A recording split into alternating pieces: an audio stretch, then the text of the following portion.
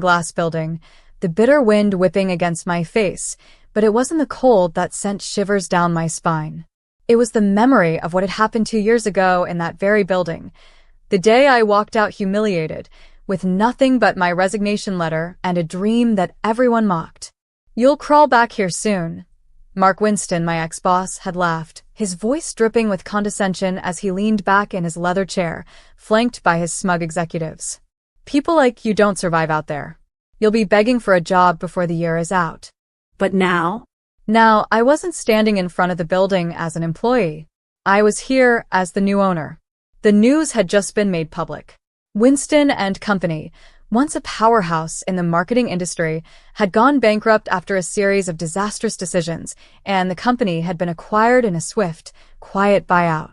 What Mark and his remaining staff didn't yet know was who had bought them out. That's why I was here. To walk into that building, not as a desperate former employee, but as the woman who now owned everything. I took a deep breath, pushed through the revolving doors, and stepped inside. The same lobby where I had once been made to feel small now felt entirely different. The receptionist, still the same woman from before, gave me a polite but wary look. No doubt, she had heard the whispers about the acquisition. The mysterious buyer. "Can I help you?" she asked, her voice unsure. I smiled. "Yes, I believe there's a company-wide meeting scheduled in the conference room in about 5 minutes." Her eyes widened. "You're?" I gave a small nod. Recognition dawned in her face, followed by something else, respect. I turned towards the elevators, my heart hammering but my stride steady. Mark Winston had no idea what was about to hit him. The tension in the conference room was palpable when I walked in. The remaining employees were seated in stiff, uncomfortable silence. They had likely spent the entire morning speculating about their new boss, some corporate vulture, perhaps, or an out-of-touch investor with no real understanding of the business. Mark Winston himself sat at the head of the table, his eyes filled with frustration and barely concealed panic. He was still in the dark, still clinging to the last scraps of his former power, as if he had any control over what was happening. I cleared my throat. "Good morning." All eyes turned to me, confusion rippling through the room. Mark's brows knitted together as he took in my presence. He opened his mouth as if to say something, then stopped. Realization hit him like a truck. His face turned ashen. No, this is a joke." I tilted my head slightly, watching him struggle to comprehend reality. "No joke, Mark." Silence. I let the moment stretch just long enough before I set a thick folder down on the table, documents, receipts, bank transactions. Proof that I had bought him out. I leaned forward. 2 years ago, you laughed in my face when I said I was leaving to build something better. You mocked me, told me I'd be crawling back. I let my words sink in before I smiled. But Mark, you're the one sitting in a chair you no longer own. His mouth opened and closed like a fish gasping for air. Absolute disbelief. The room was deathly quiet, except for the ticking of the clock on the wall. "I own Winston and Company now," I continued, my voice calm but firm. "Which means I own every decision that happens here, including what happens to you." Mark swallowed hard, the weight of those words crushing him. For the first time in his life, he wasn't in control. The silence in the conference room stretched unbearably long, but I savored every second of it.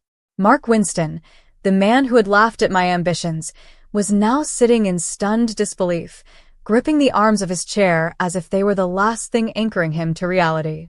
The mighty CEO who once wielded power so carelessly was now at the mercy of someone he had deemed insignificant. I clasped my hands together and leaned slightly forward, my voice measured but firm.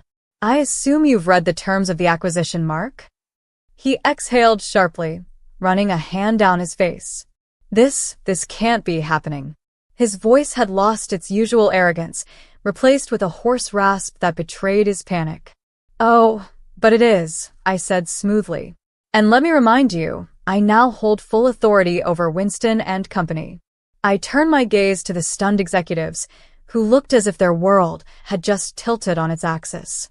"That means I decide what happens next." Mark's fingers curled into fists. His entire body was rigid with tension. "You can't just walk in here and—" "I already have." I cut him off. "I walked out of this building 2 years ago as an employee, and now I'm walking back in as your employer." Someone in the room stifled a nervous cough. Mark glared at me, his nostrils flaring as he grasped for some kind of lifeline. "You think you can run this company better than me?" His voice dripped with bitterness. "You think you're going to waltz in here and fix everything?" I tilted my head slightly. "I don't need to think, Mark. I know." The tension in the air was thick enough to cut with a knife. I had the upper hand, and he knew it. But I wasn't here just to rub salt in his wounds. I had a much bigger purpose. A real leader didn't just take revenge. They built something stronger in its place. I let the silence hang before speaking again. "My goal isn't to tear this company apart," I said, my voice even. "It's to rebuild it, without the toxic leadership that ran it into the ground in the first place." Mark's face darkened. He knew exactly what that meant. His days here were numbered. The room buzzed with barely contained energy as everyone processed my words. I could see it in their eyes. Fear, uncertainty, and for some, a flicker of hope. Winston and Company wasn't just Mark's company. It was full of employees who had suffered under his egotistical leadership. They had watched him drive it to the brink of collapse, and now they were desperate for change. I turned to the senior executives, fixing them with a piercing gaze. "I won't pretend this is going to be easy. The company is in freefall, and if we don't make serious changes, there won't be anything left to save." I let that sink in before continuing. "But I believe in second chances. I believe in growth. Those of you who are willing to work with me, who are willing to do better, will have a place in this company's future." A murmur spread through the room. Some executives exchanged uneasy glances, while others nodded cautiously. Mark, however, remained rigid, his jaw clenched so tight, I thought his teeth might crack. "And what about me?" he asked, his voice strained. I met his gaze head-on. This was the moment he had been dreading. I could fire him. Right here, right now. It would be poetic justice for what he had done to me, humiliating me in front of my colleagues, belittling my dreams, mocking my ambitions. But revenge wasn't enough. I needed something bigger. I leaned forward slightly, lowering my voice just enough to make the entire room hang on my every word. "I'm not going to fire you, Mark." His eyes flickered with something almost like relief, but it was short-lived. "No, I'm going to make you watch," I continued, my voice soft but deadly. "I'm going to make you sit in this very building and witness everything you failed to achieve under your leadership. You will watch as I take the company you ran into the ground and turn it into something far greater than you ever could." Mark's entire face flushed red, his hands gripping the table so tightly his knuckles turned white. The room was so quiet, I could hear the hum of the air conditioning. "Consider it a lesson," I finished. Mark swallowed hard. He knew he was defeated. And I had just begun. Mark Winston sat there, stunned into silence, his face a shade paler than before. His arrogance, once unshakable, was crumbling right in front of me. And I relished every second of it. But I wasn't here to gloat. Not entirely. This wasn't just about revenge. It was about proving a point, about setting things right. I turned my attention back to the executives. Some of them had been loyal to Mark, feeding off his scraps, but others had suffered under his reign, just as I had. "I'm giving this company a future," I announced. "But only those willing to work for it will be a part of it." The room remained silent for a beat. Then one of the senior executives, a woman named Lisa, spoke up. "I've been waiting for this moment for years," she said, her voice steady but laced with emotion. "Mark drove this company into the ground. I want to see it thrive again." That was all it took for the dam to break. One by one, employees and executives alike nodded, murmuring their agreement. I saw fear in Mark's eyes then. Not the fear of losing his position, he already knew that was inevitable, but the fear of losing control entirely. And he was. Slowly, methodically, I was dismantling everything he had built, not out of spite, but because it had never been built to last in the first place. Mark shifted in his seat, his throat bobbing. "You're making a mistake," He muttered under his breath, though the confidence in his voice was gone. No, Mark, I replied calmly. The mistake was thinking I'd fail. The meeting ended with a new direction for the company, and I made it clear that changes were coming. Fast. By the time I exited the conference room, employees were already whispering in hushed voices, the tension thick in the air. Hope. Uncertainty. Fear. I had expected resistance, but what surprised me was the quiet support I was getting. People I hadn't spoken to in years, those who had watched me get humiliated, approached me in the hallway. Thank you, one whispered as they passed by. I always knew you'd make it, said another. I wasn't just here to take over. I was here to lead.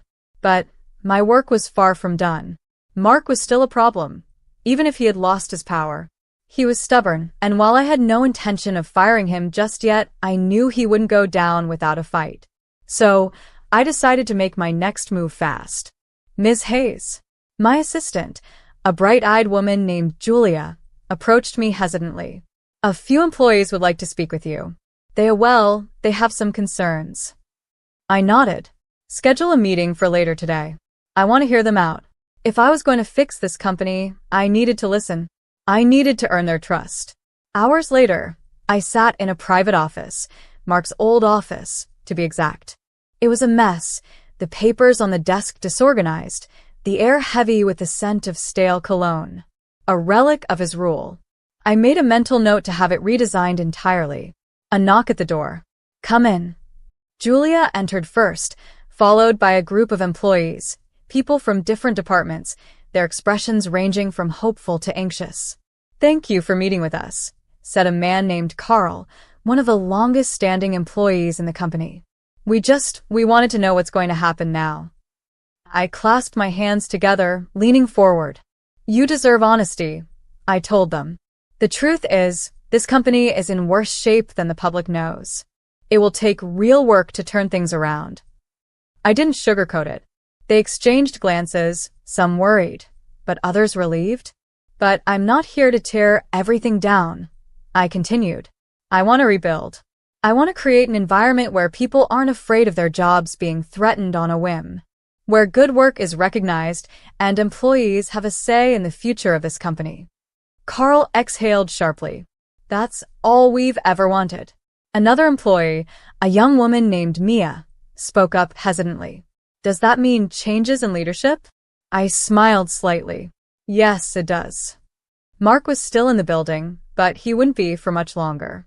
Mark Winston barged into my office the moment the employees left, his face red with barely contained rage.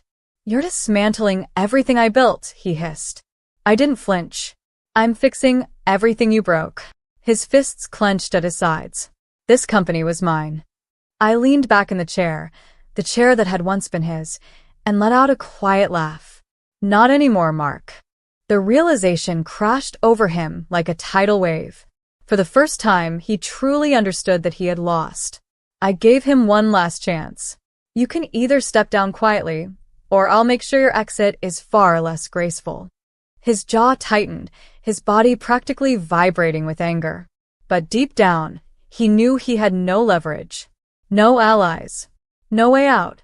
His hands trembled as he exhaled sharply. Then finally he muttered, "Fine." He turned on his heel and stormed out. That was the last time Mark Winston ever set foot in this company. And as I watched him walk away, I didn't feel just triumph. I felt free. The moment Mark Winston left my office, a weight I hadn't even realized I'd been carrying lifted off my shoulders. The company was finally mine, free from the toxic grip of the man who had mocked me, belittled me, and dismissed my potential. But this wasn't just about revenge. It was about proving that a company could thrive under a leader who actually cared. As I stepped out of my office and into the hallway, dozens of eyes turned toward me. Employees whispered among themselves, their curiosity evident. They had just witnessed the fall of their tyrant. And now they were waiting to see what kind of leader I would be. I straightened my posture, meeting their gazes head-on. If any of you have concerns, my door is open, I said firmly. This is a new beginning for all of us. I didn't wait for a response. I had work to do. For the next few days, I worked tirelessly, meeting with department heads, analyzing financial reports, and identifying the company's biggest problems. It was worse than I thought. Winston and Company was bleeding money. Bad investments, poorly managed client accounts, and sheer recklessness had left the company on the verge of collapse. Mark had been too busy feeding his ego to notice the mess he was creating. But where he saw an empire falling, I saw an opportunity to rebuild. I called a company-wide meeting, and this time, it wasn't about putting Mark in his place. It was about moving forward. The conference room buzzed with nervous energy as employees filed in, unsure of what to expect. Some still feared the unknown, while others clung to a flicker of hope. I stood at the front of the room, scanning their faces before I spoke. "This company is in trouble," I said bluntly. "I won't lie to you. We have a long, difficult road ahead." A ripple of unease spread through the crowd. But we're not beyond saving. I let my words settle, allowing the tension to shift into something more tangible: determination. I outlined my plan, cutting unnecessary expenses, renegotiating contracts, and rewarding innovation instead of punishing ambition. Lisa, one of the senior executives, nodded in agreement. "I've been waiting for leadership like this for years," she admitted. And that was it. The first step toward earning their trust. Late that evening, I sat alone in my office, exhausted but exhilarated. I should have been celebrating, but I couldn't shake the feeling that something was still missing. And then I realized what it was. Kindness. I had been so focused on proving myself, on taking control, that I hadn't yet shown the kind of leader I truly wanted to be. I pulled out a file, one I had been meaning to look at for days. A list of employees who had been fired under Mark's reign for reasons that had nothing to do with their performance. Talented, hardworking people who had been discarded because they challenged Mark's authority. I spent the next few hours making calls, inviting some of them back. One of them, a woman named Sarah, sounded stunned when I spoke to her. "You're serious?" she whispered. "Dead serious," I said. "I want you back." There was a long pause before she exhaled sharply. "You have no idea how much this means to me." I did, though, because I knew what it felt like to be thrown away. And I wasn't going to let that happen to anyone else. The next morning, I walked through the office with renewed energy. People had heard about the reinstatements, and for the first time since I took over, I saw smiles instead of fearful glances. I stopped by Lisa's desk. "I have another announcement to make," I said. She raised an eyebrow. "Oh." I nodded. "We're starting an employee support fund. Anyone who's struggling, whether it's medical expenses, family emergencies, or unexpected hardships, will have a safety net." Lisa's expression softened. "That's incredible. I don't think anyone in this company has ever felt that supported before." "They will now," I said firmly. Because this wasn't just about saving a company, it was about building something better than what came before. A week later, things were finally starting to shift. Clients were responding positively to our transparency, and employees were more engaged than ever. Productivity was up, and so was morale. But of course, not everyone was happy. Mark had been quiet since his departure, but I knew better than to assume he was gone for good. I was right. One afternoon, Julia rushed into my office, her face tight with concern. "You need to see this," she said, handing me her phone. I took it and immediately frowned. It was a news article. Former CEO of Winston and Company claims unfair takeover. I skimmed the article, my stomach twisting with anger. Mark was spinning a story, painting himself as the victim. He claimed he had been forced out through shady business tactics, that I had stolen the company from him. It was laughable, but I knew how dangerous lies could be. I set the phone down and exhaled slowly. "Schedule a press release," I told Julia. "We're putting an end to this nonsense." The press conference was packed, reporters eager to pick up the drama Mark was trying to stir. I stood at the podium, calm and collected. "I won't waste anyone's time," I began. "The truth is simple. Mark Winston drove this company into bankruptcy through mismanagement and neglect. I legally acquired it, and under my leadership, we're turning things around." I didn't mention the employees he mistreated, the talent he discarded, or the fear-driven culture he had created. I didn't need to, because the results would speak for themselves. We're focusing on the future, I finished, not the past. And with that, I walked away. Mark could talk all he wanted, but actions speak louder than words. The press conference had done its job.